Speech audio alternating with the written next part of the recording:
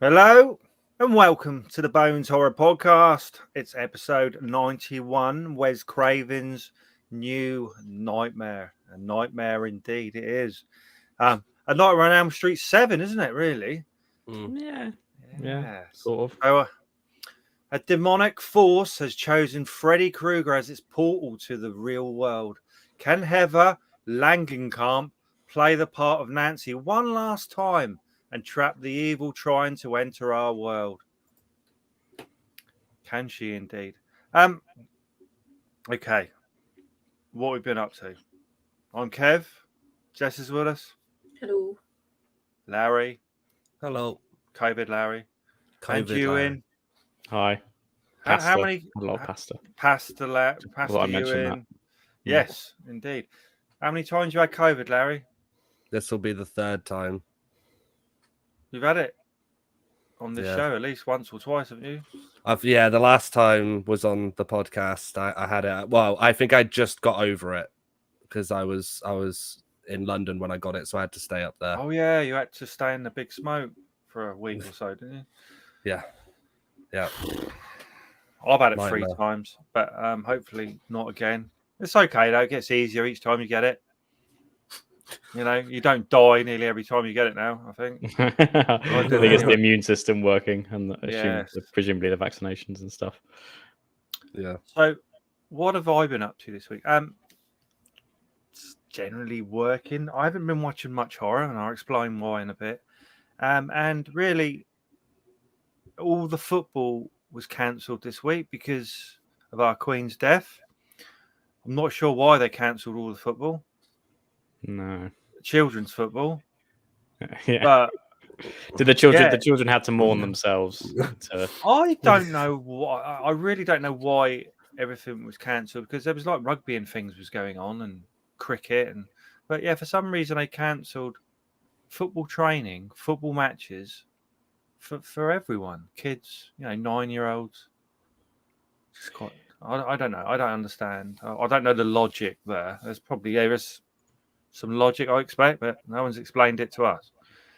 So what is everything shut down in London now? Is it like all the shops closed and things? Or? No, not really. I mean, No. it's quite funny, really, because I mean, you're right. A lot of places have a lot of like certain like as you say, the football and stuff have closed down because they feel it's not appropriate for some reason. I feel like it's less to do with mourning and more to do with the companies not wanting to be seen not to care as everyone else, I guess. Yeah. It's a similar way that like on Twitter and stuff, you've got all those dedications from fair enough, from like the BBC and Channel 4 and people like that. We've also got dedications from Domino's Pizza and McDonald's. I saw the McDonald's. McDonald's one as well. Robert Dias and Playmobil, and you're just like, what what relationship is that? And I think it's just all to do with the sort of like no one wants to be seen not to be respectful towards this thing, which is good and bad. I find it a bit odd, to be honest, because it's like I feel like this was coming. I mean, I get why people are shocked, and it's quite a shocking thing because we've lived with the Queen for many years. But she was 96 years old. She was gonna keel over at some point. My nan is the same. My gran, she's the same age. Basically, it did look like to me she had stopped eating, and they kind of wither away. If you could call it that. The body starts shutting down. Yeah, so it's sad. There was bits and pieces going on in our local city centre, flowers and Paddington bears and things like that being left everywhere. Don't know if you saw that, Jess. Yeah, well, it's going on, but I think it'll all be over next week, won't it? Well, they got the funeral to come, Yeah, which I think is on the 19th, isn't it? That's what's the bank Yeah, holiday that's- thing yeah. then. next Monday. Yeah. And then they're going to have their own period of mourning. But I think, yeah. But I think most places are sort of still open. I think it's like events which have been sort of cancelled. Like cinemas are like open around here and stuff like that. So One kind of good thing for me came out of it, and I'm not being disrespectful at all, but I did start watching Pistol. So Pistol's great. Yeah, so it kind of reminded me to watch that, and I think I got to episode 5, and I'll talk about it later. But all good. And also today, I'll just show you this because I'm a bit stupid sometimes, so I bought myself an Audrey too. Oh, right? nice. Okay. Nice. She's beautiful. Right? I have my wife in the room. So anyway, Jess, what have you been up to? Working, and then I went to a birthday party. Now let's just discuss this birthday party. So whose birthday was it? How old were they? They were 11. They were 11. Okay. Blossom, as she And is. Blossom's 11. My dog. Now, is that 11 in dog years or in Yeah, I was just about to ask this. So I think she's like in her 70s in human years. Right, okay. She's pretty old. It was quite a big turnout for this, was it? Or... That was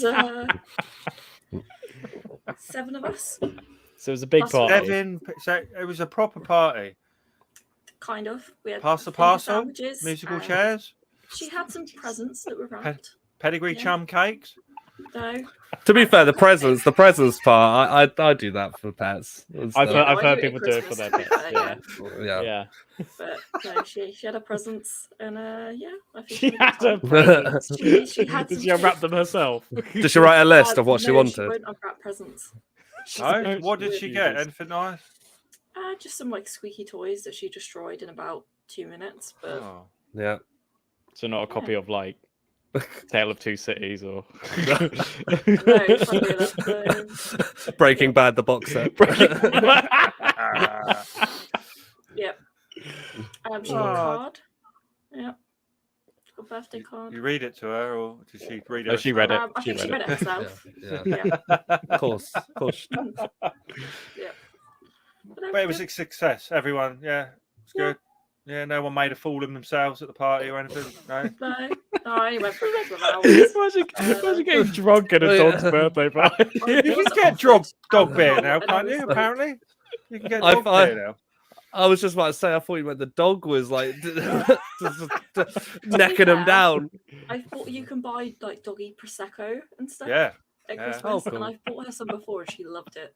Oh wow! Okay. And does it taste like Prosecco? I didn't try it, funnily enough. That's how they get you. It's probably just like I did try the doggy prosecco. It's just water. Was it sparkling just water. water yeah. then? I don't think so, because she like downed it She was necking with the him. bottle. Just Yeah. It's a very British thing, Dan. yeah. Dog Yeah. birthday parties. I think. Is it? I don't have a dog. Do you? My I'm sister just has being a dog, presumptuous. So and I suppose she has had a birthday party for it, my sister. But I haven't heard of it as a. I'm assuming it's a common thing. I don't know if it's specific. I reckon one. Americans go all out on dog birthdays. I don't know if you can see. There she is. Yeah. she looks amazing. Excellent. Yeah. Over the moon, that dog looks. Yeah. Look Very at happy. oh, look at my Loving present. it. Mug. Wait, that's her toy that she destroyed. Very happy. Okay, Oh, that's funny. that was lovely. Mm. So we look forward to next year's, Jess. Yeah, Right. I'll let you know. Should be 12. Larry, Uh, you're looking different this week. I don't know what it is. no bandana. No bandana. Ooh. Yeah, he's gone for the backwards cap. He's Yeah. TJ Detweiling it. Just image comes up. How? No, I've been working, and then obviously found out I had COVID yesterday, and then yesterday and today I've been doing some drawing, which I haven't got them on me, but I'll show them at one point in the Oh, podcast. you got some drawings. Yeah, What are they of? So it's like different things. So like I do like big A3 prints, like they're on card. So Nice. they're not. These aren't coloured yet, but I've done I think a Spider-Man one, a Hulk one, a Star Wars one, and what was the other one? A Captain America one. You've done an orangutan or anything like that? What, a Douglas one? Yeah, that's what I thought you might do. No. Douglas episode 5 coming soon. Just Fine, waiting on yeah. Ewan. Just waiting on Ewan to sign the contract. I look forward to that. Do you want to be honest? I did have some thoughts on a possible story. There you go. I did have thoughts about a possible story. Douglas episode 5. Should we say episode V? Yeah. Oh yeah. That's the great thing Douglas about Strikes Back. Yeah, episode V. Douglas Strikes Back. I love it. The thing is that the one thing I love about that series is the episodes are not consistent, but I plan to keep making them. It's just whenever it comes about and it works out. So episode 5 is coming. Bit like Nightmare on Elm Street. yeah, basically. Sometimes we give a shit. Dan's just said John Rambo don't get COVID, he fights. That's 3 exclamation marks. That is what it is. I took the bandana off and the power got sucked out of me. COVID made its way in, and not with my consent. No. Love the idea of someone giving consent to COVID. Yeah, come on. I'll take 1 order of COVID, please. Yeah. Do you want fries with that? Nah. No. So you, that's about it. Yeah. So you've been smashing pasta. You know that. I have. Yeah, it's a very nice pasta actually. I've sort of perfected the bolognese sauce. I put some like sort of fresh salmon in there. Ooh. With some Nando sauce and Cheeky, garlic. yeah. Nando sauce. And some red wine. That was What, in a glass or in the... Well, a bit of both. Not tonight. I didn't have it in a glass tonight, but I put it in the sauce. And yeah, it's good. Also today, I sounds a bit weird. I had my first bath in the flat. Now, for those who don't know me, I do love a bath. He doesn't normally bath. I don't usually bath. No. Or at least in this flat. I used to bath quite a lot, but I've been afraid of the bath in my flat because I've never used it before. And I don't know. I wasn't sure if like the plug would work or whatever. Because it's one of those, it's not ones you put the plug in. It's one of those like you have to it has like a button or something and it goes down. I worried that if I used it, loads of gludge would come out because I didn't trust it. But I used the bath today and it was lovely. It was properly good. Did you have a bath bomb? Did you put like a little bath bomb? No, because I didn't want to invest in the bath before this but now you experiment. Will. Now I will. I'll probably use a bottle of Radox or something. Crack open a bottle of Radox and just pour that through. But unfortunately, it makes you sort of immobile through the whole day because you're just like, especially in this heat, you know, it's weird to have a bath when it's like 20 degrees out there. But no, that was good. I thought I'd tell you about I had a bath. No, I ain't had a bath for a long time. I do wash though. So let's get that clear. So anyway, this week we're on to our Nightmare on Elm Street 7 in the series. It's Wes Craven's new nightmare. We'll talk about what we're going to do next week. We've got a choice to make, really. So it's made in 1994, directed by Wes Craven this time. Starred Heather Langenkamp as herself and as Nancy, and Robert Englund as himself and Freddy. It's 112 minutes long, and it felt that long as well. 8 million budget with a box office of 19 million. So it's gradually going down, isn't it?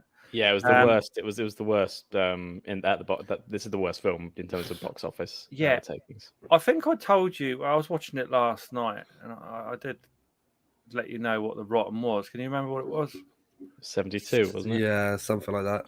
Which I preferred the last one to that. To be honest, I can tell already. Yeah, I can tell already what's coming. You may have different feelings. I don't know, but Oh no! Oh no! Oh no! I know what's So coming. it is on the horseshit kind of ratings as well. It's on there. So I'm interested. Jess, first watch for you, Ewan. Yeah, well? first watch for me as well. Yeah. Larry, obviously not. No. Anyone in the group chat? Was it a first watch? There's quite a few people in there now. I just put right. I've got my usual bullet points, right? So does this mean because the films are kind of made to make you feel like it's real, and then I watch this one, and then it's saying that they're only films.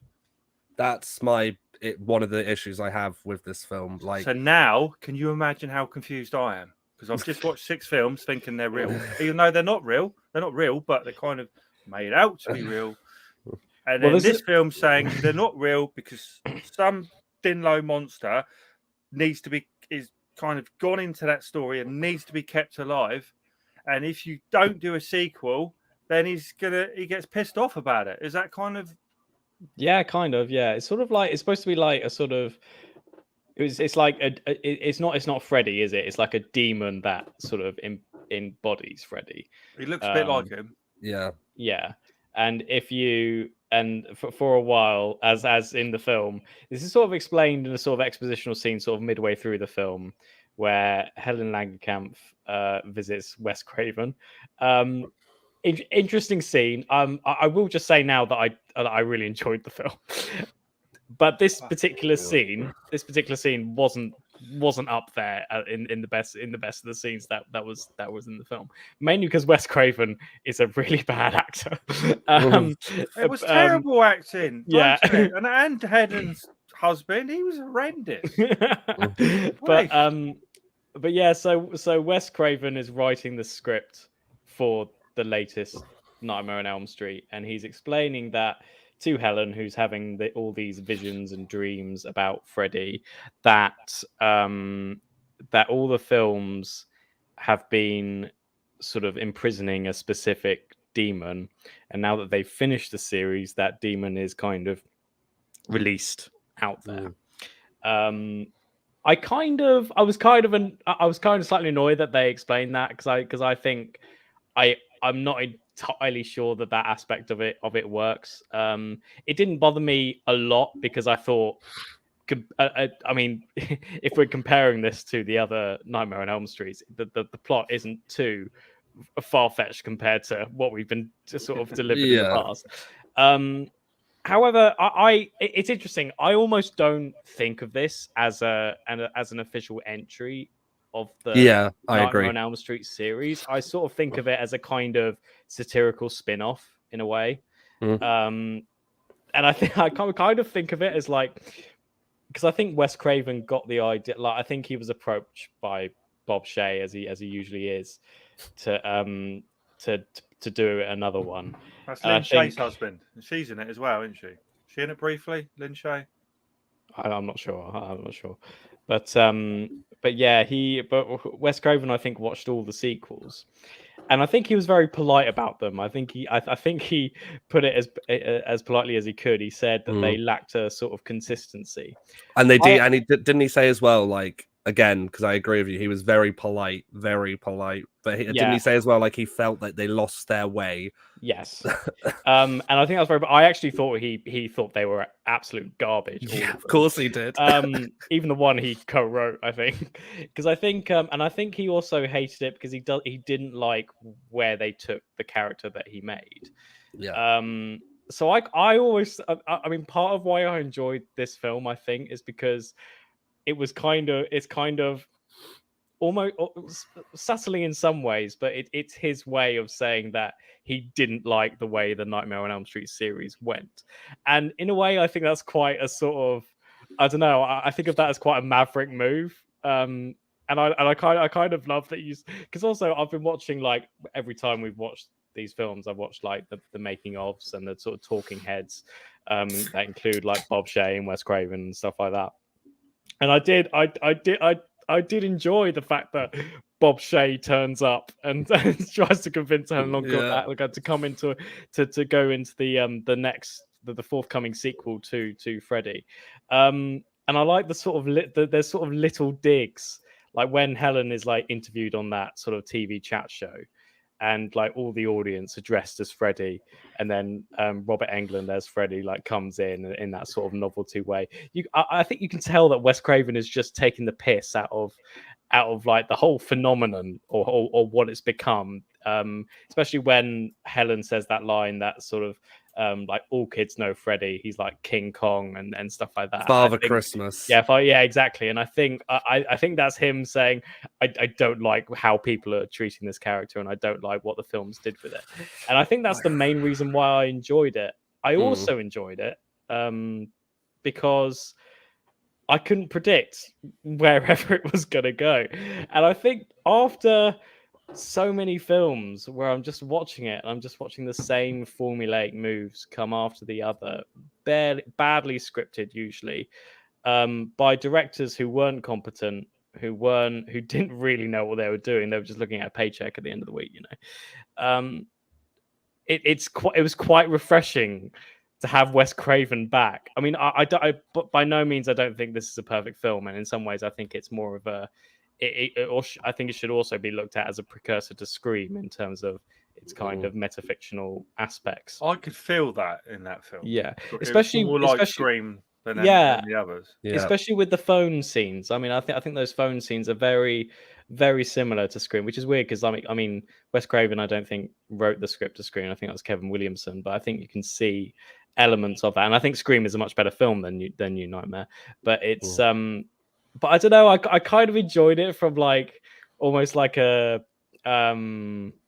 critical or analytical point of view, just like seeing how Wes Craven is trying to sort of like, I don't know, deconstruct these elements of horror, and how he sort of like builds it as almost like a psychological thriller, and then it becomes like about reality and fiction, rather than sort of dreams and reality. I actually quite enjoyed that.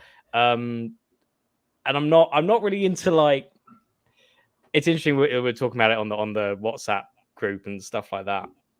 And you're talking about how it's sort of like, I don't know, it kind of cuts through the sort of mythos of Freddy in a way that's been built up and now it's been slashed through. I almost don't think of it like that, because I think of it as almost like, I don't know, as I say, like I kind of think of it as a nearly 2-hour piss take of what's come before. And I think I enjoyed it from that perspective, and I think it's just really entertaining, and I thought a lot of the others weren't. I will give you 100% that this film has, you can tell like it's made by Wes Craven. There's a lot more detail and a lot more, dare I say it, but talent in how scenes are set up, the effects, how Freddy, like especially the ending. I think the ending is just such a like, I will happily agree that I enjoy watching the ending of this film, where the character of Nancy is almost pulled back into that world with the house, and it's like, you know, I forget his name, but the actor who plays her dad in the first one comes back, and they're very good friends in this, and then he starts becoming, you know, calling her like, oh, Nancy. She's like, what the fuck are you calling me Nancy for? And it's like they're all getting pulled in, and you know, where they end up in that kind of temple at the end, I'm like, that's something that I would have loved to have seen expanded upon really well in, but for me, what lets this film down is it's and again, as we've said, which I completely agree and understand it, that this is almost a precursor to Scream. So it's very much, you know, that kind of take and style. But I think with Nightmare on Elm Street, when you start going so meta with it, it loses that, for me anyway, it loses that appeal. So the first 3/4 of the film, you know, are very, I don't know, it's just weird to explain. Like, you've got characters who I'm there like, oh, that's Nancy, she's back. And it's like, yeah, I'm just casually, my son's watching the film, the first one, and oh no, don't watch that. And it's little things like that. And, you know, with the whole scripts of Wes Craven's writing the script, as we've said, but the script is what's happening in the film. So they're reading dialogue that they're speaking. And Can it's you imagine just how like, confused I was? Just imagine. But that's my biggest Yeah. thing with the film is my biggest flaw is that I would have much preferred it being still set in the universe and having all the film stuff in there where a director wants to make a film about the events that's happened in the Nightmare on Elm Street franchise and set in that world still. But that's how Freddy's coming back is through this new, concept. But instead it's an odd decision for me to go, oh, everything we've built up, it didn't happen.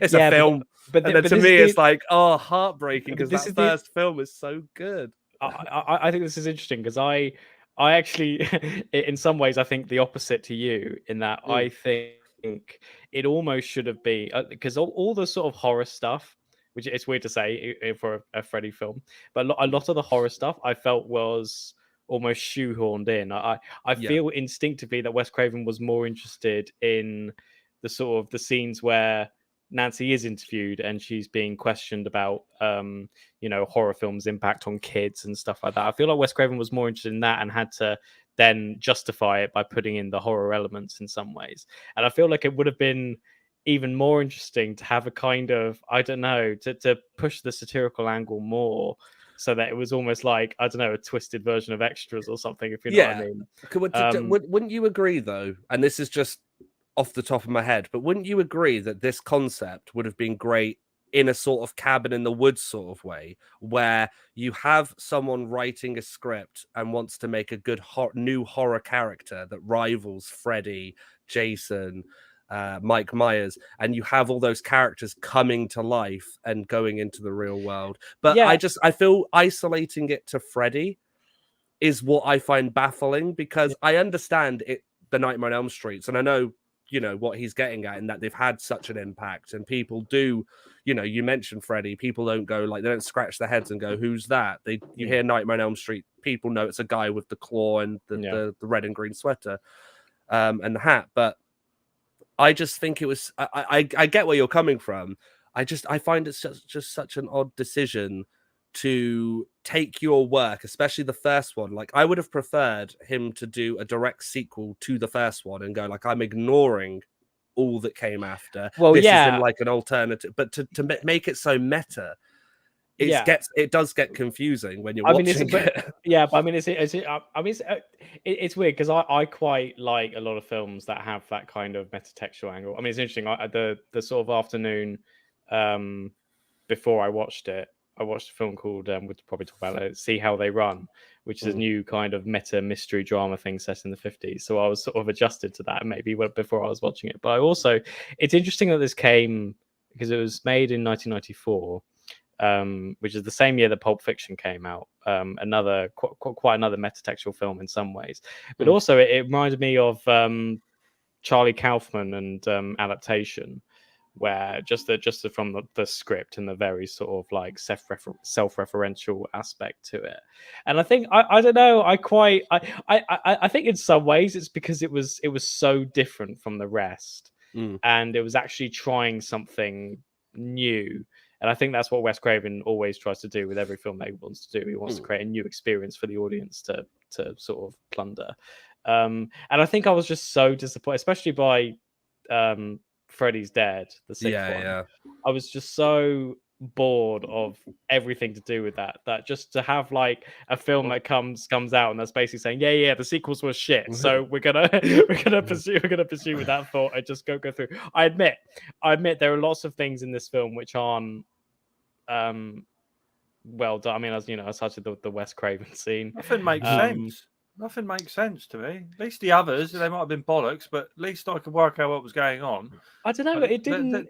It didn't really baffle me that much. I mean, I suppose, but I think maybe I think they could have. I think, as you said earlier, they could have elaborated on why Wes Craven seems to have the power of, writing things into reality. And the sort of Robert Englund storyline as well was a bit underdeveloped. You sort of saw Robert Englund being quite normal, and that's quite an interesting. I thought that was quite interesting, seeing Robert Englund just be able to play a normal actor. Didn't Robert Englund as well? I believe he said that this is his favorite. Oh right, I didn't know that. I believe he said that this is his favorite Nightmare on Elm Street. He was taking the piss as well.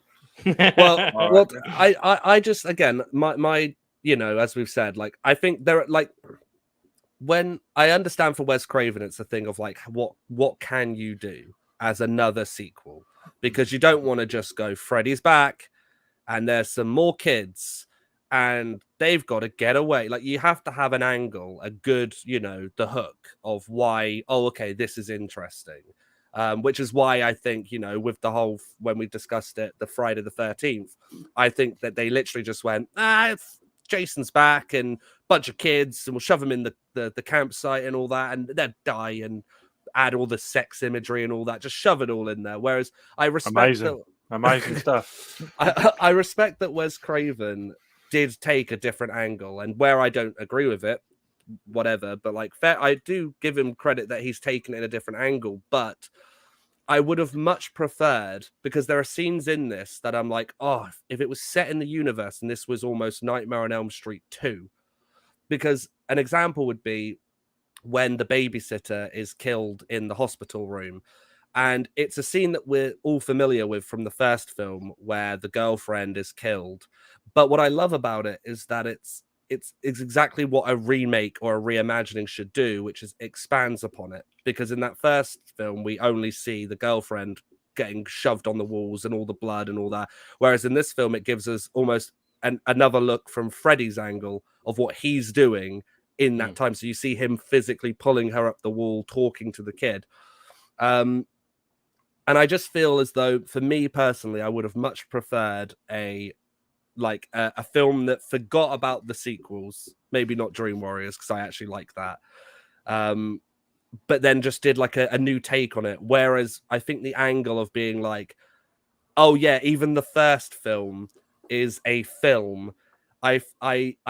It's not just this film either. There's another franchise that does it or has done it, where it kind of is self-referential of like, oh yeah, the things that have come before, they were just films. They didn't actually happen.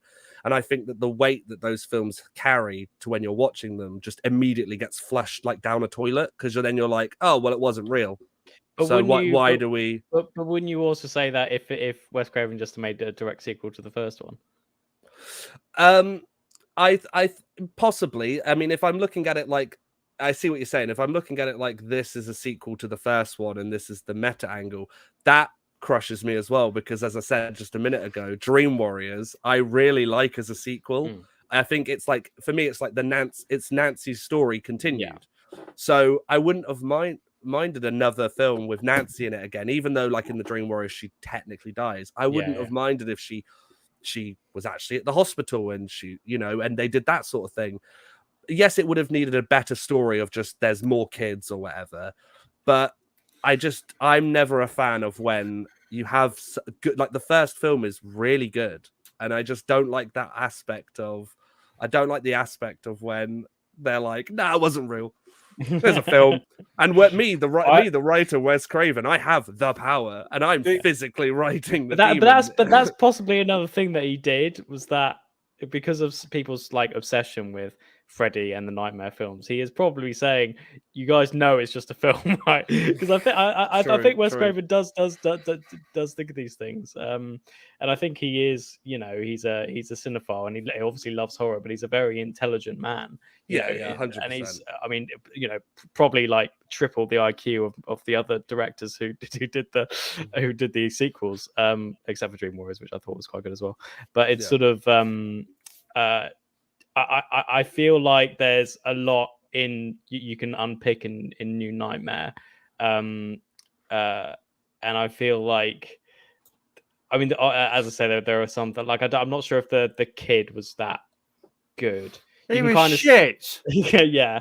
You can let's be honest. He was like, I've got a bullet point. The boy, right? The boy. I just wrote that down, and he was annoying. He was almost as annoying as the kid from the Babadook. Yeah. Look at him. Yeah, that was him. He was sort of. Want that annoying? You could see Wes Craven was like taking bits from The Shining, The Exorcist, and The Omen. The problem is that the actor playing Dylan is nowhere near as good as Linda Blair or Danny Well, Lloyd. there's you know, that it's sort there's that one there's that one scene where the babysitter's getting killed and he's got his hand up like trying to get it. And he turns like to the camera. I can't remember what he shouts, but he shouts like something like "mum" or "mummy" or something. And it's so rewatching it. I was so funny. I was just laughing. I was just like didn't look at that and think, should we do another for safety? Should we just do one more? Can I just ask Jess what she thinks? She's been quite quiet. She's been calmly I listening. was so bored watching this. Honestly, I was so bored. It was just kind is of all boring, over isn't the it? place for me. It's boring. And it didn't keep my attention whatsoever. And I couldn't wait for it to be over. That's my honest opinion. That's quite perfect. Yeah. Perfect, Jess. You couldn't say it any better, really. It is bloody boring. Mhm. I don't like all this meta crap anyway. So I just didn't get like the driver as well. I thought he was going to be a big part of this, and then he just disappears. Yeah, Which you're one? right. It does. The chauffeur. The creepy like. the one who yeah. gives it a little, and then nothing Because else. then he knows where she lives, and he's a fan of hers, and I was like, "Oh, this That's has got to true, go somewhere right," and then nothing. And it But went like nowhere. even Yeah. like what you're saying there, you can come up with a better, at least I feel, a better angle. Like you could have it where, we're going meta. The first one was a film, but there's these killings going on, and people think Freddy's real, but in actual fact, it's the chauffeur who's obsessed with Nancy and all that. But it doesn't do that. It just goes, there's a demon, and it's not Freddy, but it's going through Freddy. And it wants, and I just think it gets too. It becomes like a line where you're just like, "Oh fuck me!" Because at one point she tries to tell someone that she has like a crazy fan, and then that person like changes the subject, and then it's forgotten about from that point. Probably a few deleted scenes. Yeah. Or Wes Craven just probably was writing it just like, Too clever for Kevin Jess. Yeah, far too clever. So we rate this because see, I don't want to do an hour and a half on this if we can help it. Jess, 10 out of 10. What? 3. 3. Because I gave the last one a 4, and I actually preferred the last one to this. Yeah, me too. And I don't know what I gave the last one. Might have been 4. I'm going to give it a 3. I agree. It's boring. Some of the bits and pieces in it are good. It reminds me of Scream. Obviously, it's better directed. It looks different the way it's filmed. And again, we spoke about that before. The way they use obviously different filters or whatever on the cameras and things, but it looks different. So I would give it a 3, and I might even just throw the disc away so I don't have to put myself through it again. I thought the same about Freddy's Dead, to be honest. So like I've got this box set. There's a few. Maybe I'll watch the extras or something like you do, Ewan. But it makes no sense. Larry, I gave the last one a 3. Okay, I'm gonna give this one a 4. And that's and the reason I'm going to go one higher is because I think there are aspects of it that are good. I like the dream space stuff that is presented. So, like, there's lots of scenes where characters are pulled into like either a coffin and it's like a gateway into the dream world, or through the sheets. How was all that about as well? The coffin. Well, it's just like the evil trying to get through, isn't it, and manipulating Nancy in that sort of way with her husband dying and everything. But I give it a 4 because I think it's not one that if I'm sat down going, which ones do I want to watch? It's not on my list of ones. But the average is 7 on Rotten. I think a lot of people liked how Wes Craven returned to this franchise, and look, it's definitely not the worst one. There were others in this franchise. I don't know. We're talking about actually. We'll rate the first 7 in a minute. I'm quite interested to do that. How we would put them all. But okay, yeah. I'm interested to know though Ewan's one. Well, 10 out of 10. Will you? 9 out of 10. I'm going to give it 7. because Which it's is up obviously there with the Rotten Tomato score. Yeah. yeah, pretty much. I mean, it's interesting actually because it's sort of because even though it was a box office disaster, it was actually very well received by critics in particular, and I wonder if that's because of the the kind of meta angle of it and the kind of I don't know, a lot of critics possess a kind. I'm not saying this is for me necessarily, but in terms of people like, I don't know, Roger Ebert or Mark Kermode or whatever, they have this like pantheon of knowledge that they have, and so they can pick out. I'm not saying you guys don't, but it's sort of No, I know what you mean. I know. yeah, what you know what I mean. You know what I mean. Yeah. Which is probably why critics liked it, and I liked it for the same reason. Can I ask a question though? Yeah. Just before we go into rating all the others as well. Do you not think that it is highly rated because a lot of people got so bogged down with the franchise that when they brought back certain characters like Nancy, her dad, all of these, do you not think that it was just kind of a thing where people were like, oh, thank God, like we actually have like forms of talent again? Possibly. That is possible. But it's a relief. From my point of view. Keep in mind, the first one is incredible for me, and then it slips off. Obviously, the third one's quite good. I quite enjoyed the fifth one, but the sixth one just made me depressed, physically depressed. And so when this came along, when New Nightmare came along, I just love the idea that Wes Craven knows the sequels, a lot of them are shit, or at least he thinks they're shit. And so I kind of respected the fact that he was making a film like based on those thoughts. And I contrary to Jess and perhaps all of you, I found it a very entertaining experience. I didn't find it. There are some bits that are middling, which I found a bit boring, and I feel like it would have been better as a straight out meta psychological thriller rather than going into.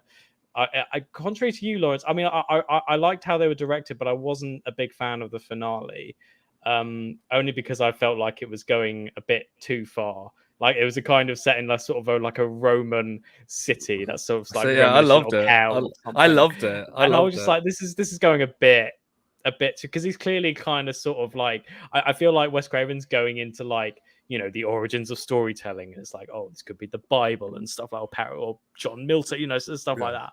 And I feel like that was going a bit too far for me. I think if it was just focused on is Nancy crazy or not, I think that would have been a more interesting angle in some ways, because then you get the whole thing about, you know, how fame or being associated with one thing is can torture a person. It can torture a person in some ways. But I really enjoyed it overall. So yeah, I'll give it 7. 7. Cool. Okay, so in the group chat, let us know what you're thinking. So we rate these then so far, because we've got 2 more to visit, haven't we? We got Freddy, Jason, and I'm tempted to do that last so we can roll straight into Friday the 13th. I am tempted. Oh, it's one of my. Okay, so I have to put up with that fucking bullshit before I go into the one that I really like. It might be that we watched the kind of the remake, you could call it, next week.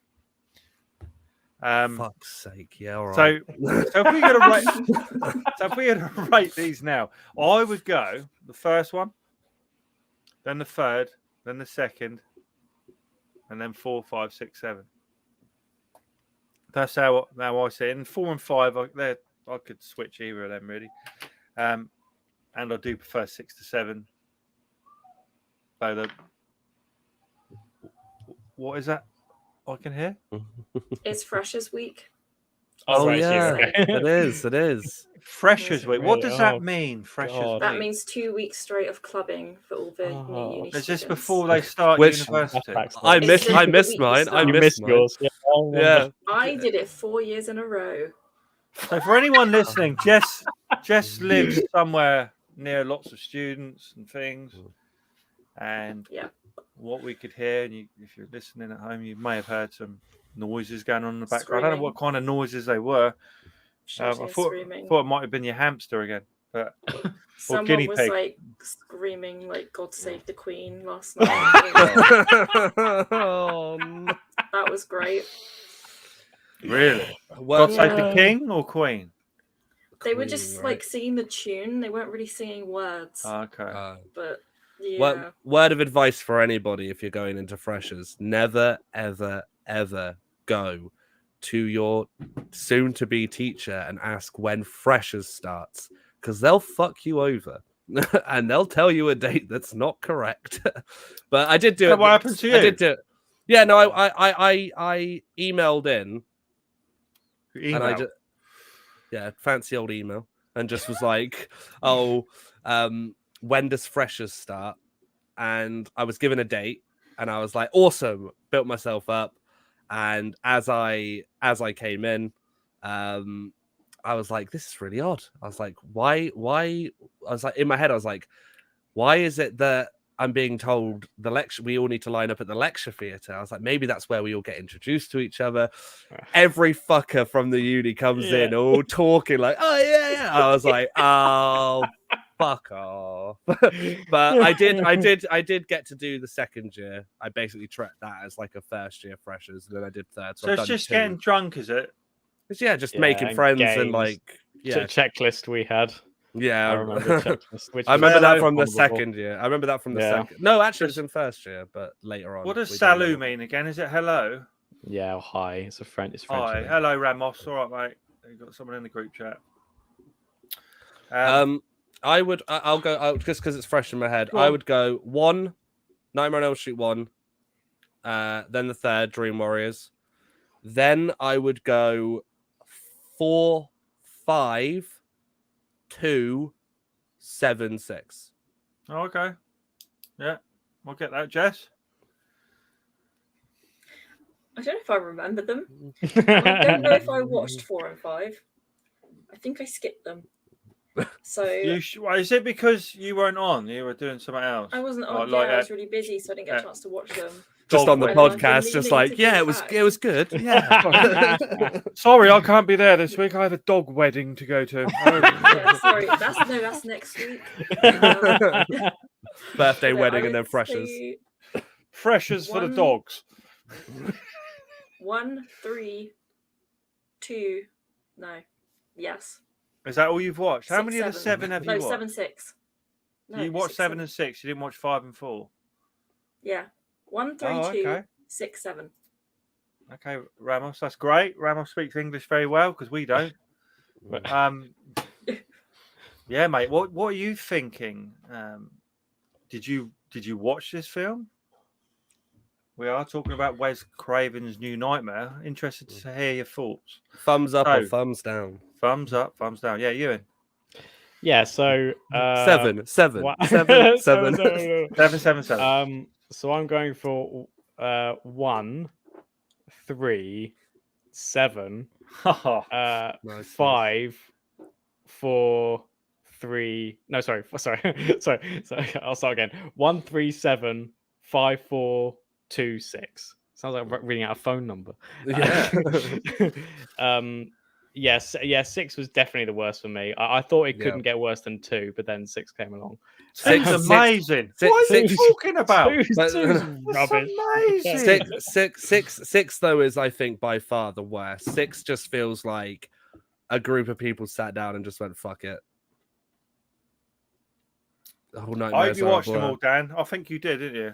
They are a blur at times. I think 4, 5, 6. Except for the 7th one, that tried something different. I tried something. The others are all the same. Yeah, I agree. I've actually what it tried to do was be very, very boring. You know? You know what I mean? Sorry, Larry. Oh no! I was just going to say. Tell me something interesting. Well, it's probably not that interesting, but while we've been doing these Nightmare on Elm Streets, I think I want to say it was when we were reviewing, because I wasn't on Dream Warriors, sadly. Who was on that then? Was that just you and me? Yeah. I was in the car trying to come back for it. And traffic fucked me over. But I think it was number 4. I've actually started writing a concept for a Nightmare on Elm Street, but directly after Dream Warriors, and it's only 1, 3, and then this. It'll probably be shit. But we'll see. I'll put Have it you in written our it group down? chat. Have You'll be you like, written- Right, an writing extreme, you'll be like an extreme predator, Lawrence. You'll be like, this is how it should be. Yeah, literally. This is how the franchise should have been. If you disagree, you're wrong. No, but I'll put it in our group chat and see. I don't So- know, might be a laugh. Next week, let's be clear. Do we? Obviously, we're heading into that 100. I'm just thinking to get us to episode 100. There's a few films to get us there, but do we do Friday the 13th in the future? I don't know how many of us have watched them all. I know I have. Yeah, I've watched them all. What's the first 3? I mean, they're pretty good. They're like the Nightmare on Elm Streets. Like they all vary. There's very different ones from the other. I think Jason Goes to Hell. We could always miss that off. Again, Ramos. I don't speak. I'm going to France next month. It's possible to participate in France. Is it That's what possible? I was thinking. That's it. Well, Is it Yeah, of course. Says it is possible to participate in. On Is- front. So So do I tell you? weird, Let me not tell we? you. Let me tell you a story. I'm going to tell you a story. My wife enters lots of competitions, and she won us a holiday, 4 days in Oh, wow. France. But anyway, we won it last year, and because of COVID and everything else, everything got cocked up. So we thought, that's it. We've lost the holiday. It was all flights and everything. Okay, it was south of France, somewhere called Nantes. Is that a place? Nantes, something like that. I thought you said something else. I was like, not Nantes. no, not let's not just- we'll just- Nice. no, we'll Something move like that. past it. So we're going there, but then they rung up and they were like, and we have big Halloween parties at my house, like big Halloween parties. So they called us and said, do you still want to go? We went, yeah. So we're going for the Halloween weekend to France for 4 days. Nice. So it'll be lovely, all paid for. Nice. A decent hotel and things. Sadly, we won't be able to do a podcast unless I do it from France. But I will take one of the masks with me. You can see in the background. I will definitely God. take one of them with me.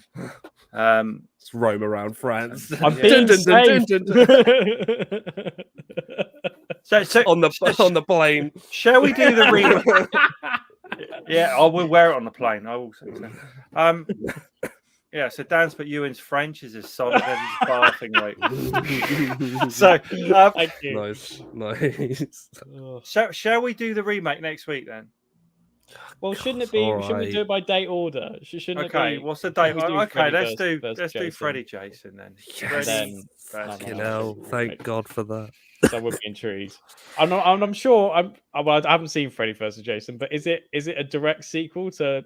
It does. Friday the 13th, No, it 7? does. Yeah, no. So it's a bit odd with the endings of the franchises of Nightmare and for Friday the 13th. I think it like only does the core films, but it is an official sequel to both of those. Right. And I love it.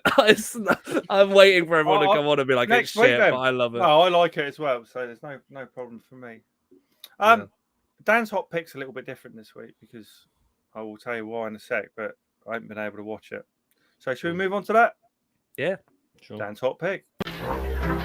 Fingers hey ho, lady who gonna say do?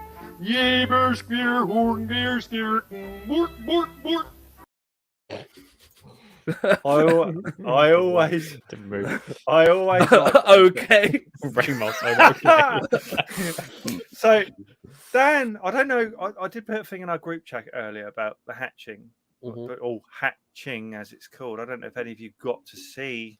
I watched the trailer. Yeah. Watched Okay, the that's trailer. great. I couldn't find the So, film, but I think watched it the comes trailer. out next week in the UK. I know it comes to view. I think next it's the week. 16th of September, so on Friday. Yeah. next Friday, yeah. So I will go and see it because after watching the trailer, and I will explain what it's about in my head.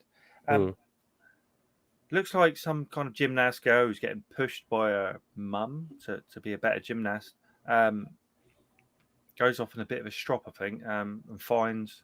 Don't they kill a bird or something? Anyway, Yeah. she finds A bird. Basically, a bird comes through while they're eating dinner or breakfast or something, and the mum essentially wraps up the bird, and it's seen in a way of like mothering, and then she just snaps its neck. And the young girl sees it and is quite traumatized and ends up going into the forest and finding what presumably is Little egg. is the bird's that Yeah. has just been killed's egg. And she then decides to mother that egg, which I think is the theme for the whole film, is like motherhood. It certainly looks like it. Yeah. Yeah. I just wish they didn't spoil the ending in the trailer. Well, we don't That's know all. that. It's already Lawrence. We don't told know us No, what's going no, on. Yeah, no, yeah, no. It is spoiled. I've worked out enough to know what's going on. It's going to end in tears, isn't it? Really, blood and Well, no, whatever it's comes just, out of that it's egg. just the Yeah, it gets end. bigger, doesn't it? Keeps getting bigger. Yeah, but the trailer's really good. I'm definitely going to see it, and I think it's a great concept, and it's an original concept. I don't think I've seen something like this before. I mean, maybe elements, Not, but not I with just big I eggs. just wish they didn't show the end shot. If they had just cut that and just had the reaction, I'd be like, oh, but I don't. I was gonna say spoilers, but we haven't seen it, so I'd love it if I'm wrong, and I'll put my hands in the air if I'm wrong. But to show the final result, shall say, of the egg at the end shot, I think is a silly move.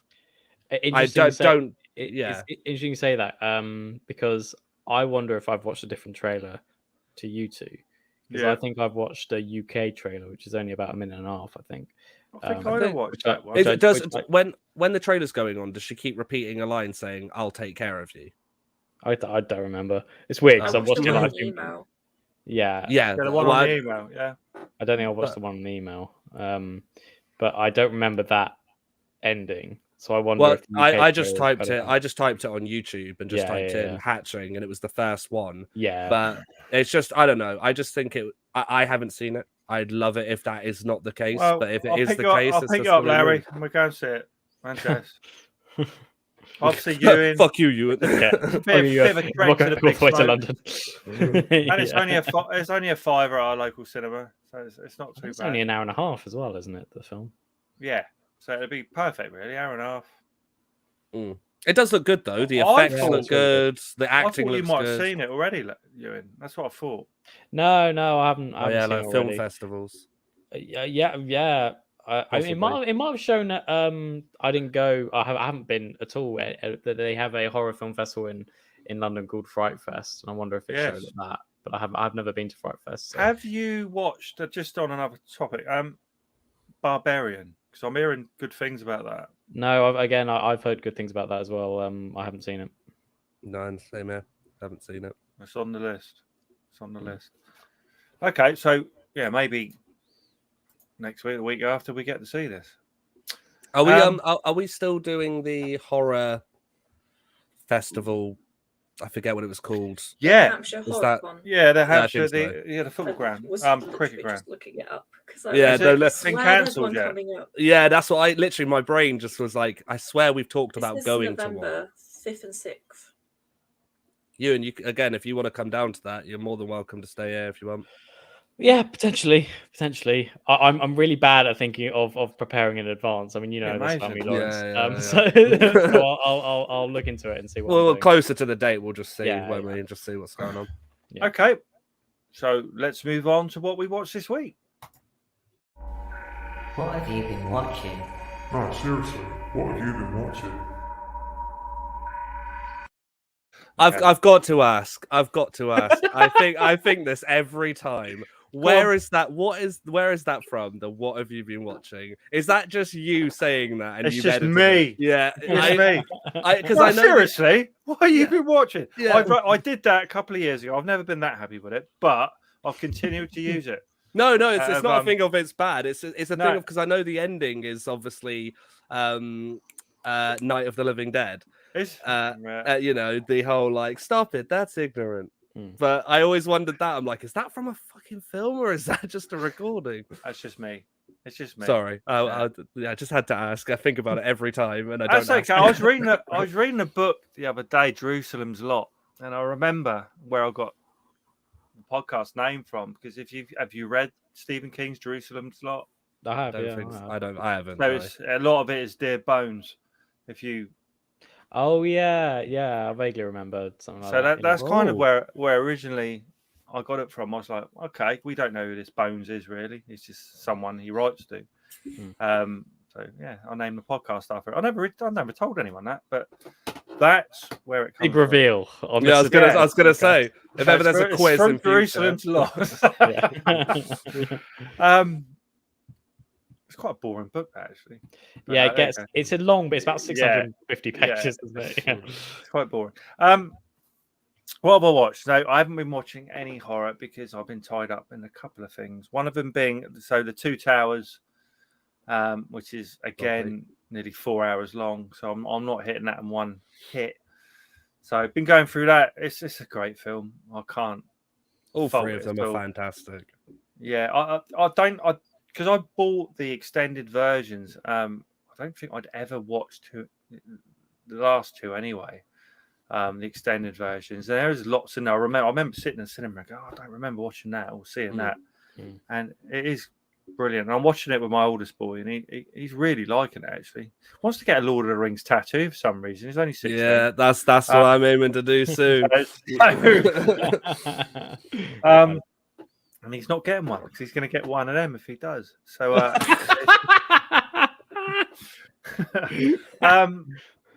so yeah, well, I've been watching that with him.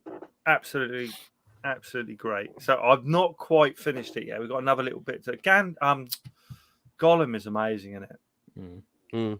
Andy Serkis, just it's just brilliant. It was quite annoying that I reckon if that there's a kind of especially at the time there was a kind of prejudice against motion capture or performance capture, and I reckon if there wasn't that prejudice, I reckon he would have been at least nominated for an Oscar, I think, for that. Yeah, and it's not even that. It's pretty good actually. He is superb in it.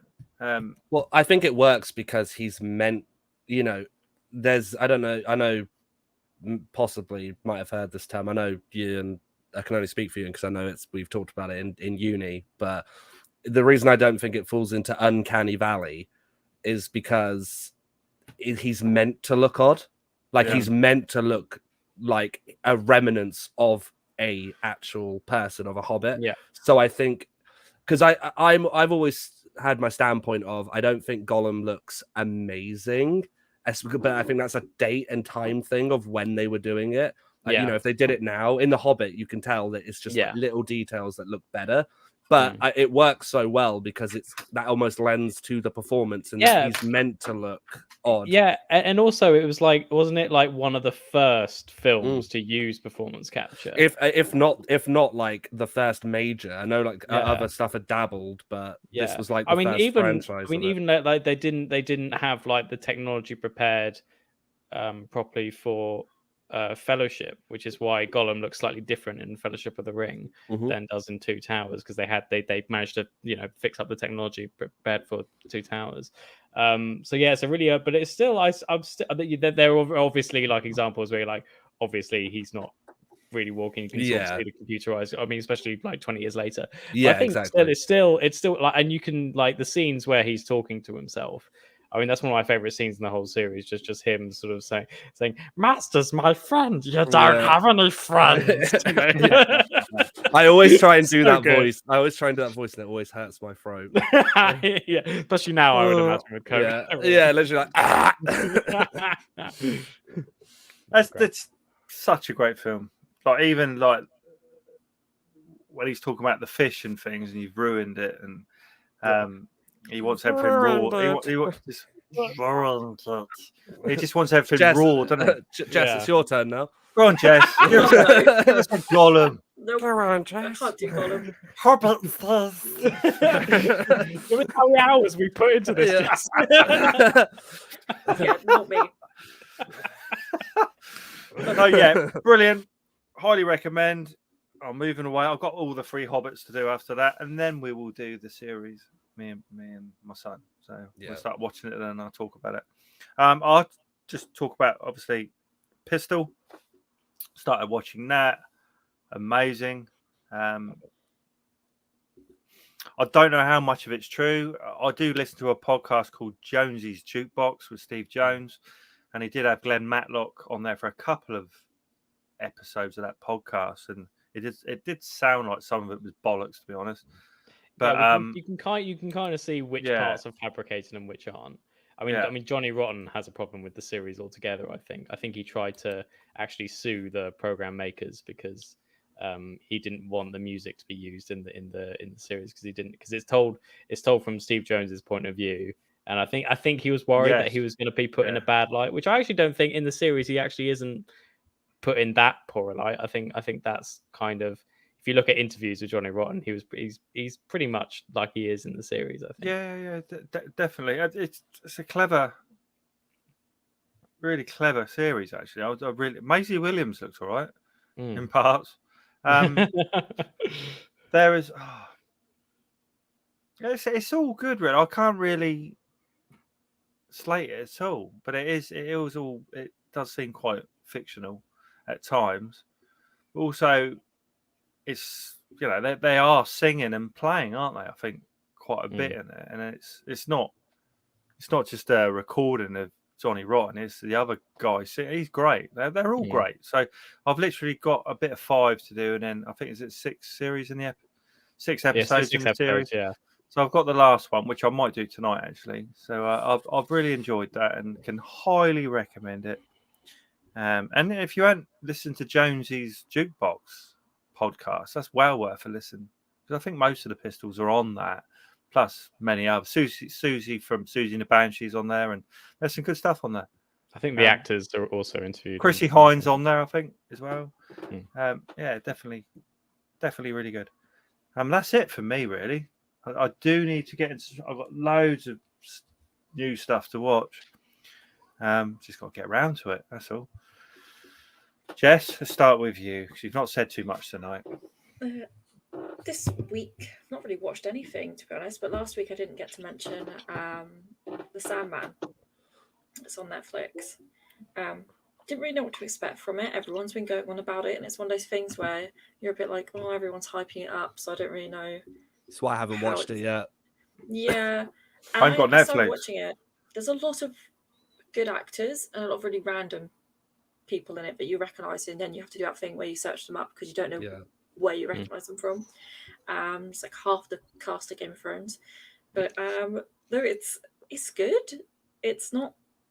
I was gonna say it's not what I was expecting, but I didn't really know what to expect from it. But I'd say it's good.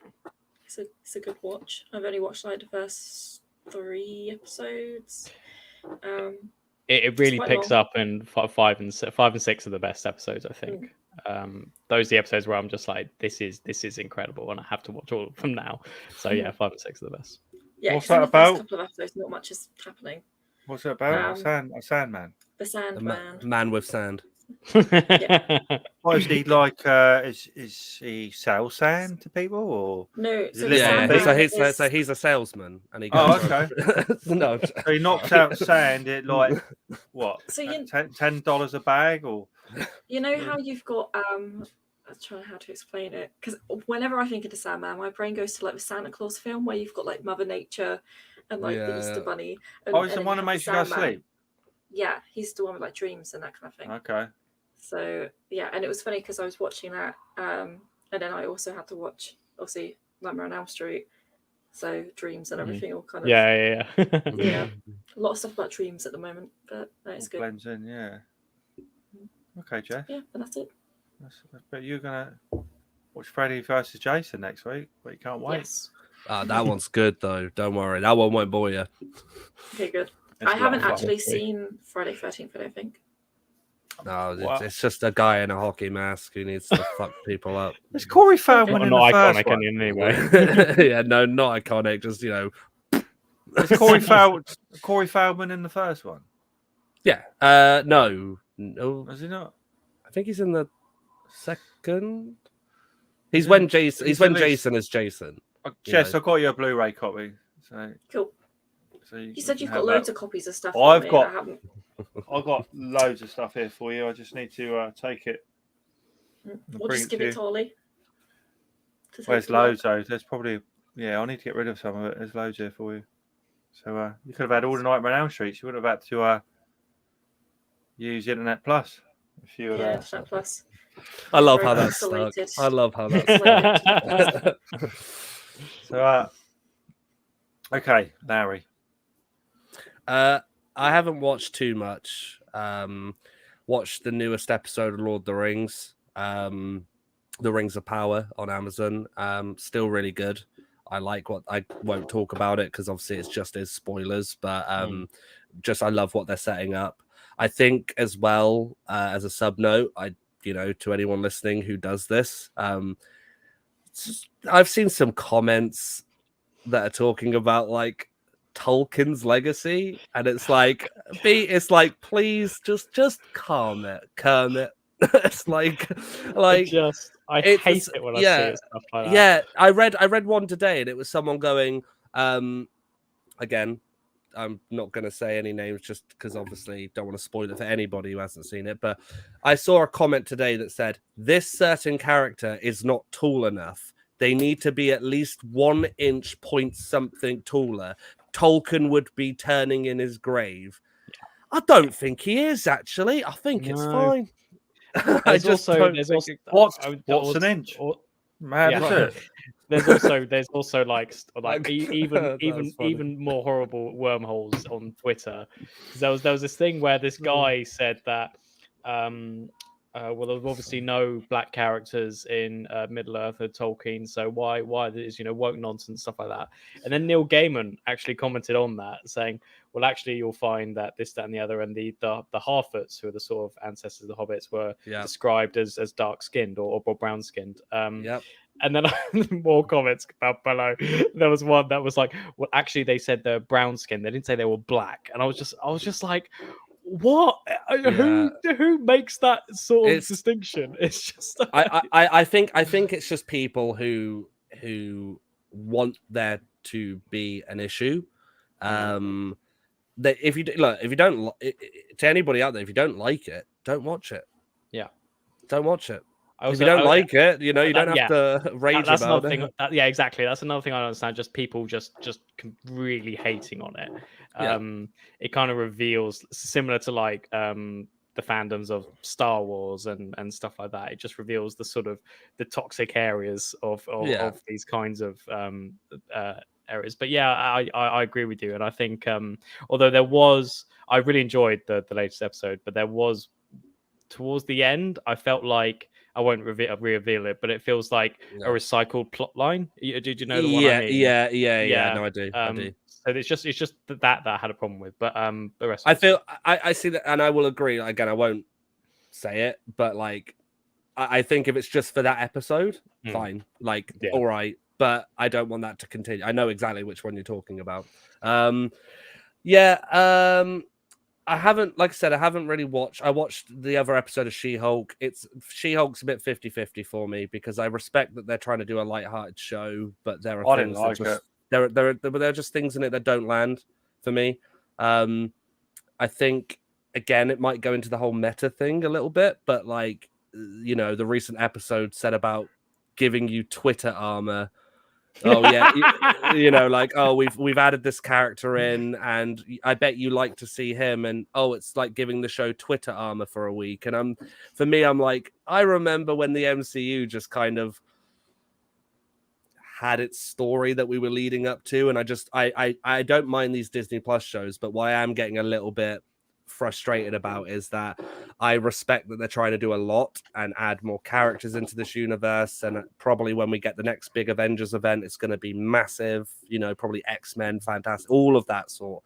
But I miss it where it had a core story where it was Thanos, the Gauntlet, and every other story had some element to that, whereas with some of these Disney Plus shows, that for me, I'm getting you said it last week. I'm getting a bit fatigued by it now because each show I'm watching, it's like there's a new villain, and have you read the comics? Because it's this villain. It's like, well, okay. What's the werewolf one? What's that about? It's a Halloween. So Marvel didn't just do like comics like with like Captain America, Iron Man, all that together. They did like special horror comics, so they're harkening back to that. So I'm really looking forward to it. That's good, because I always remember the Scooby-Doo and Batman episode over Halloween. That was, you've seen that? I remember that. Yeah, same. On Cartoon Network or something. I quite like that. get more Scooby Doo in. But yeah. No, so the only other thing I was going to mention was not films. Obviously, well, so sorry, not actually watching the films, but obviously D23 happened today or yesterday. I think it was yesterday. Yeah, I think it's continuing. Yeah, been watching a lot of stuff from that. There's a lot of things I'm excited for. What is that? Mandalorian season 3 trailer came out. I'm really excited for that. They had an Indiana Jones showcase, but they didn't show a trailer. Lot of Thunderbolts. They got. Although I am disappointed that they don't have Red Hulk in there, but I respect it because obviously it's like another collaborate, like the Defenders, isn't it? It's kind of like anti-hero. Red Hulk. Yeah, Red Hulk. What the hell? Red Hulk. No idea what you're talking about. Well, the actor who played General Ross in all of the films, like the guy who basically puts forward the Sokovia Accords in the comics, he takes some of the serum that Bruce Is that Banner... Ray Winston? No, it's Like I just don't know. It's the old actor. Jesus, I still don't know why they cast him now. That'd be amazing. But no, yeah. So there's a lot of stuff. There's a lot of stuff there, and then Peter Pan and Wendy. That pissed me off because I am a big fan of the film Pan. Well, you frozen, but your voice. Everyone's coming in and going out. Oh no! It's always at the end. Oh wait! You're back. Yes, You're back now. yes. Sort of back now. He's frozen. He's frozen. Oh no, his bit of string's worn out. So yeah. Oh, there you go. You there? Technical difficulties. I don't know what happened there. I think it just had a fart moment. I was a big fan of Pan that came out. I know a lot of people weren't. Who was in but... there? Who was hooked? Wasn't that Hugh Jackman? Was it? Yeah, Hugh Jackman and stuff. And I wasn't a fan of the whole fucking Nirvana song halfway through it. But I was a fan of like what they were doing of like, oh, look, Hook and Pan started off as friends and we're going to see that journey. And I saw the poster for Peter Pan and Wendy and I was like, oh my God, they're actually doing the second part. Nah, it's completely separate. They're starting again. Because no one likes Pan. I like Pan. I haven't seen it, Pan, but it was critically like... Fuck you, Disney! Critically panned. Ewan just said, yeah. But then, yeah, the only other thing is the drawings, but obviously I'll get them out while Ewan goes over his. But yeah, well, we could maybe one of our listeners win one. You know, they're mine. We can have a copy of Larry's drawings. Hey, if you like them, fuck it, whatever. You know, you have it. Yeah. Cool. I'm sure they could. $179.99 starting price. But no, yeah, I'll go get them for the end at the end of the podcast. Nice, Ewan. Yeah. So we're now 4 hours into the podcast. Yes. I watched both versions of Crimes of the Future this week. So the David Cronenberg movies. There was a Crimes of the Future he made in 1970, which is like a really sort of art house underground 60-minute project that he made. It's rubbish. It's really boring. But has a similar kind of vibe, I guess. But this Crimes of the Future, I thought was really, really good. I didn't hear what the film was. I'm so excited to hear what you thought of this. I saw your review, but what's that on? It's not on any. It's just at the cinemas at the moment, I think. Or Internet Plus. If you have a subscription to Internet Plus, maybe. You're very lucky to have that, Larry. Anyone can have it. I really enjoyed Crimes of the Future. It was funny, really, because I was at a screening with some quite prominent critics, I think, and it was quite a small bit because I think it was one of the later screenings that they held, and I was the only one who laughed at a lot of stuff. It's funny, really, because there's just so much things that are said that I think are just genuinely meant to be funny, but because it's really dark. And it's Cronenberg. I think a lot of people just don't get Cronenberg's humor. Because there's lots of stuff to do with the body and like there are lots of needles in bodies and sex to do with like penetration and stuff like that. It's basically about a man is set in a near dark dystopian future where a man who's a performance artist, he can grow his own organs, and he still feels he's one of the only people who still feels pain. He still feels pain, yeah. And he displays his organs for like spectacle, basically, and to sort of show that chaos still exists inside the body. It's funny, really, because I it's funny with any Cronenberg movie is that I'm less interested in a lot of these sort of, I suppose, the sci-fi exposition of it all. I just like the images that Cronenberg is feeding me. And I do like the story and the characters as well. And I think the sort of the greatest improvement he's made over the years is that he's made me empathize with a lot of characters, which maybe a lot of his early films I don't really care that much about the character. Whereas with these characters, I really enjoyed. Lea Seydoux plays. So Viggo Mortensen plays the performance artist. Lea Seydoux plays his partner. I was going to say just really quickly as well. I guess another element is like pain of the body and like live surgery is almost now the new art. So a lot of people in this universe like get their bodies transformed or added pieces. Like there's a in the trailer there's an image of a guy who has sewn on ears and his mouth and eyes all sewn up. So it's like that's the new like art form, the new sex of this world. And there's a kind of orgasmic aspect to having your skin cut and stuff. There's like people in like alleyways of cutting each other as a kind of sexual aspect, which is classic sort of Cronenberg in a way. That kind of sort of defacement of the body as is like a sexual aspect. The MVP for me though for the whole film is Kristen Stewart. It's funny because I've seen and heard reviews that have kind of not really liked her performance. They thought it was quite contrived because of the way she speaks. I loved it. It's kind of like a mix between like a squeal and a whisper. She sort of keeps inflecting her voice, but I love that aspect. And I thought she was so funny and seductive at once. It's a really interesting balance that. And I thought she was by far the funniest character because I think she's just a character that is just it's almost like David Cronenberg just said, just be horny all the time. And that's kind of a guy, and I actually really enjoyed it. I thought it was very funny.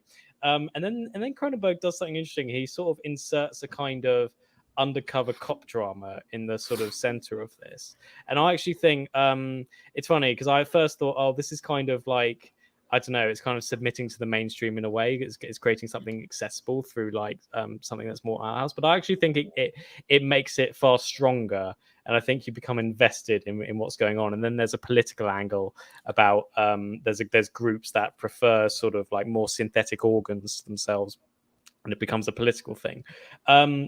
Where I kind of the only thing I didn't like about the film, I really liked it overall.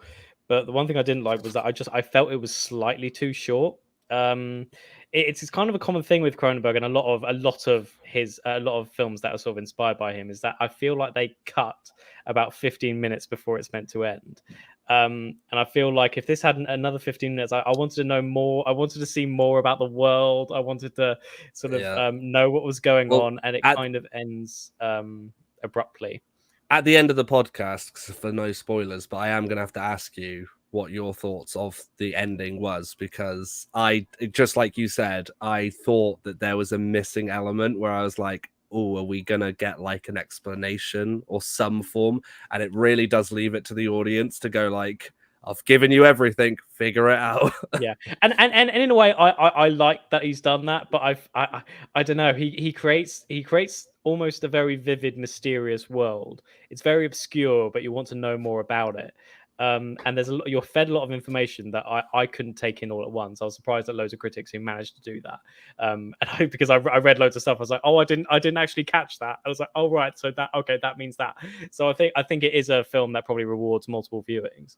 But I really enjoy the film. It's twisted, it's dark. It's perhaps not as controversial as I was anticipating. I think David Cronenberg was like, before it premiered at Cannes, he was like, people are going to walk out, and people did walk out, but I think he was just trying to stir the pot. I think that's because of some of the imagery as well. Like there are some points. I think I said this when I talked about it on the podcast last time, like not last one, but a few podcasts ago, where there were points where I was watching it and it's very much about the imagery. Yeah. You know, it doesn't need words. It just showcasing almost like art of you know, you're watching something, a performance. But some of the imagery I did have to kind of like sit there and go, oh, woof. All right. Yeah. Okay, we're doing this. We're doing this today. yeah, exactly. And I think it also I really like again I think it was Mark Kermode who wasn't a big fan of this film.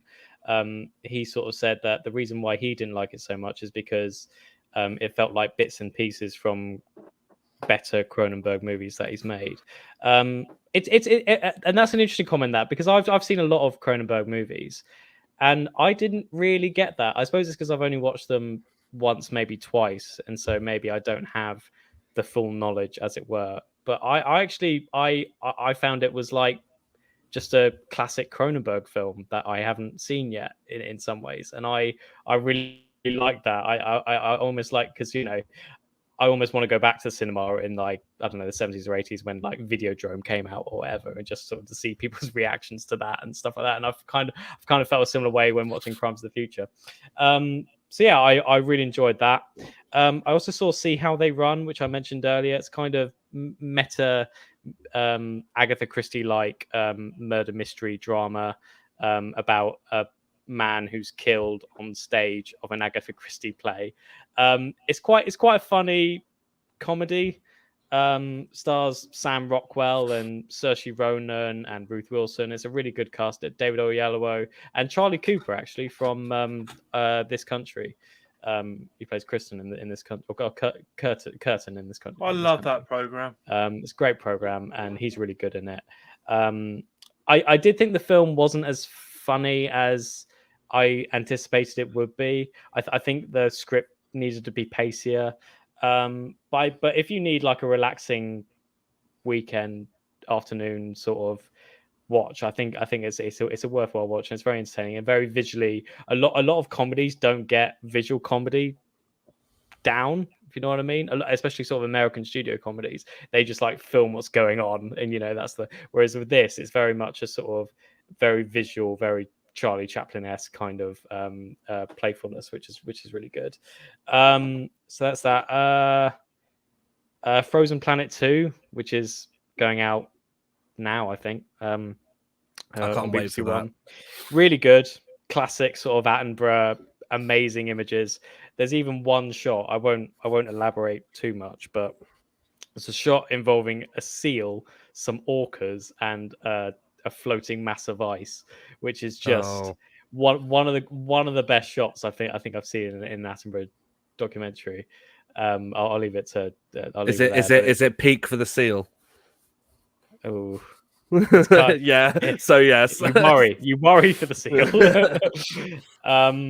But it sort of breath, especially when you get to the sort of 10 minutes at the end where you like see the behind the scenes aspects, where you get these poor camera crew who are like waiting out in the cold for like a week to like film glaciers collapsing. They can only do it via drones, and then they finally get the shot that they've been like hoping for. And you know, it's only like, I don't know, probably less than 30 seconds this shot that they got, but it takes so long, and it's just so, yeah, I really liked this opening episode.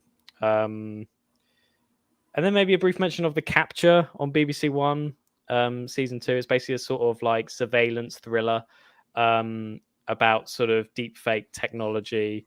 It's kind of imagining a near future where you can like program deep fake sort of live, so that you can like actually get like politicians to pretend they're saying things they're actually not. I think it's amazing. It's a great thriller, but basically sort of almost like a detective thriller in some ways, about trying to figure out who's doing all this, and twists come every episode, and they're very good at maintaining these twists. And it's scary. It's really scary, because it's just like, oh, this is the future, and none of us liable. It's mainly to do with CCTV technology as well, and how that sort of can be a problem for people. But I recommend it. Yeah, Capture on BBC One. Not that I watch BBC anymore. Not really. Do you want to see these images quickly? Yeah, please do. Yeah, we are. Yeah. I'm all right. Sorry if they're shit, Lawrence everyone. is No, Boring. what I mean, they're not dodgy. Like No, not at all. Hentai. right, that's upside down. Nice. No, it's not, No, no, he's upside down, He's isn't he? upside down. He's Nice. upside down. Spidey ham. You could easily, must you can take easily you release that as ages. like one of those colouring books, like adult colouring books. You You could. easily have it. One of Paint by those. numbers. Yeah. That's a Star Oh, Wars that's one. cool. Oh, nice. Yeah. It's like a stained glass window. Yes. Yeah. I like it. Captain America. Nice. So for It's like the bomb's being those- dropped on it. For those that listening to the podcast, there are some beautiful images. Oh, is that Hulk. Hulk in an armor? Who's that? Yeah, Planet Hulk. Oh, nice. Planet Hulk. For right. for people who haven't read the comics, basically Thor It's Ragnarok. like a Roman. Is it? I don't know. Has it got some- that was it. They're what I've done today. Nice. Very good. God. Thanks everybody. I'm glad you like my album. Oh, I do. It's very good. So, Do you So want me to do next what the Crimes of the Future audience does and just.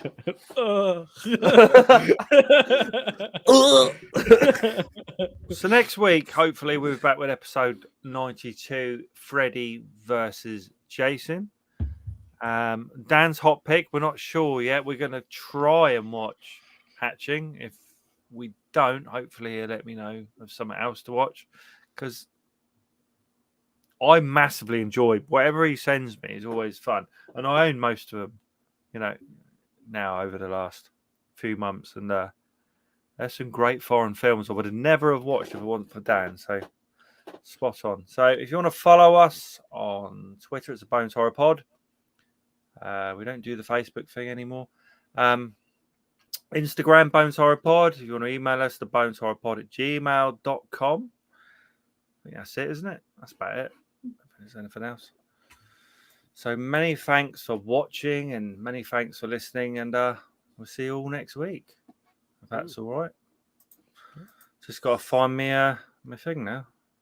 See you later on. Bye-bye. Boy.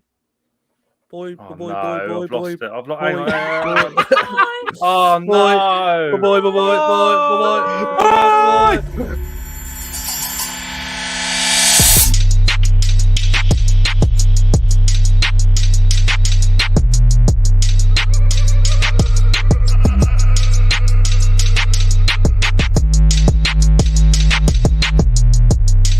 They're coming to get you, Barbara.